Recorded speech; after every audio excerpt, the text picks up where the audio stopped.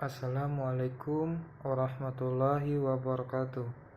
Perkenalkan, nama saya Gemah Awal Ramadan. NIM saya 1042000041.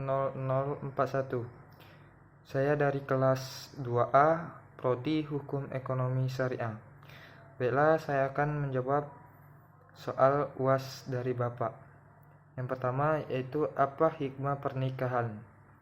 A. Menjadikan hidup lebih tenang dan tentram. Sudah banyak sekali Allah dan Rasul-Nya sabdakan bahwa menikah memiliki banyak sekali keutamaan, dan bahkan Allah Subhanahu wa taala juga sudah berjanji akan memberikan ketenangan dan ketentraman dalam hidup jika menyempurnakan agamanya dengan menikah. B. Dijauhkan dari perbuatan maksiat. Untuk mencegah dari perbuatan maksiat adalah dengan melakukan pernikahan. Dengan adanya pernikahan, maka seseorang akan bisa meredamkan naluri seksualnya ke jalan yang halal dan diridhoi oleh Allah. C. Pernikahan jalan terbaik mendatangkan keberkahan.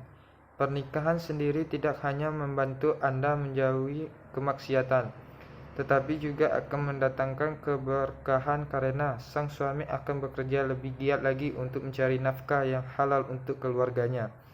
D. Menikah adalah untuk menghindarkan dari perbuatan tercela karena syahwat. Yang kedua, wanita yang haram dinikahi terbagi dua. Ada yang haram selama-lamanya, ada juga yang haram sementara. Siapa saja mereka itu semuanya? Beri penjelasan wanita yang haram dinikahi selamanya, yaitu A. Faktor hubungan darah yang haram dinikahi selamanya, karena hubungan darah adalah sebagai berikut. Yang pertama, ibu, nenek, dan seterusnya ke atas. Yang kedua yaitu anak perempuan, cucu perempuan, dan seterusnya ke bawah. Yang ketiga yaitu saudara perempuan kandung, sebapak, seibu. Yang keempat, keponakan atau anak perempuan dari saudara kandung atau sebapak atau seibu.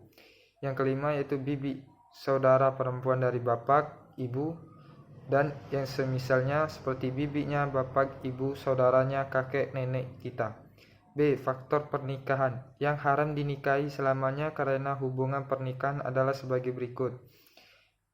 Yang pertama, ibu tiri dan yang semisalnya seperti nenek tiri, semua istrinya, kakek, dan seterusnya ke atas. Yang kedua, istrinya, anak, menantu, istrinya, cucu, dan seterusnya ke bawah. Yang ketiga, ibunya, istri, mertua, neneknya, istri, dan seterusnya ke atas. Yang keempat, anak tiri. Untuk menjadi mahram tidak disyaratkan harus diasuh oleh bapak tirinya. Anak tiri menjadi mahram bagi bapak tirinya jika bapak tirinya tersebut sudah pernah berhubungan badan dengan ibunya si anak tiri. Jika ibunya belum sempat disetubuhi, maka anak tiri boleh untuk dinikahi jika ibunya sudah meninggal atau cerai tanpa sempat disetubuhi. Dari sudut pandang perempuan, maka perempuan haram untuk menikahi bapak tirinya, suami anaknya atau menantu, anak tirinya, dan bapak mertuanya. C. Faktor hubungan persusuan yang haram dinikahi selamanya karena hubungan persusuan adalah sebagai berikut. Yang pertama, ibu susuan, dan dikiaskan dengannya adalah ibu susuan atau nenek susuan dan buyut susuan.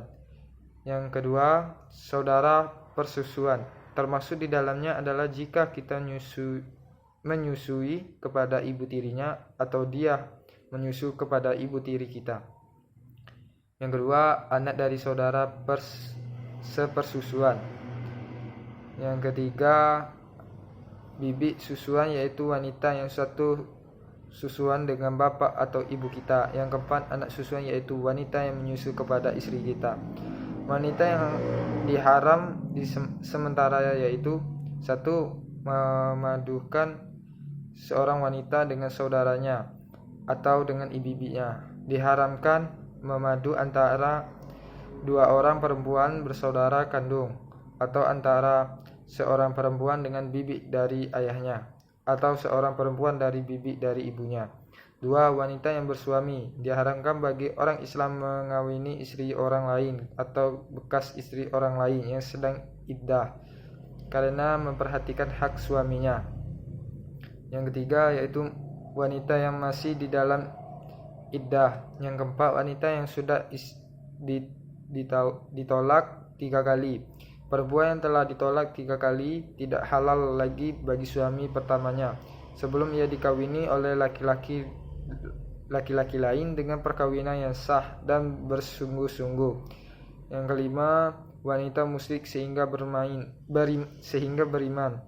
Yang ketiga, sebutkan urutan wali nikah dan apa hukumnya pernikahan tanpa wali. Urutan wali nikah sebagai berikut. Yang pertama, wali paling utama ialah ayah. Yang kedua, kakek atau ayahnya ayah. Yang ketiga, saudara lelaki seayah, seibu atau kandung. Saudara lelaki seayah. Yang kelima, anak lelaki saudara lelaki seayah, seibu kandung. 6. Anak lelaki saudara lelaki seayah. Yang ketujuh, paman dari pihak ayah. Yang kedelapan, dan anak lelaki paman dari pihak ayah. Menurut hukum Islam, perkawinan tanpa wali yang berwenang atau berhak perkawinannya dianggap tidak sah. Yang keempat, apa hukum memberikan mahar? Juga disebutkan nama-nama mahar. Ada yang dari Al-Quran dan ada juga dari hadis. Hukum mahar ialah wajib. Nama-nama mahar yang dari Al-Quran sebagai berikut. 1.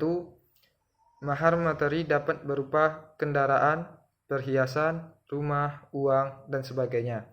2. Mahar yang dapat diambil manfaatnya berupa jasa seperti kisah Nabi Musa yang menikahi istrinya dengan mahar bekerja selama 8 tahun bersama sang mertua. Yang ketiga, mahar yang manfaatnya kembali kepada istri dapat berupa pembebasan dari perbudakan, keislaman istri, maupun mengajarkan Al-Quran. Hadis tentang mahar yaitu hadis Rasulullah SAW dari Amir bin Rabi'ah. Dari Amir bin Rabi'ah bahwa seseorang perempuan Bani Fazarah dinikahkan dengan sepasang sandal. Kemudian Rasulullah SAW bersabda, apakah engkau relakan dirimu dan milikmu dengan sepasang sandal? Jawabannya ya. Lalu Nabi membolehkannya. Hadis riwayat Ibnu Majah dan Turmudzi. Sekian, terima kasih. Wassalamualaikum warahmatullahi wabarakatuh.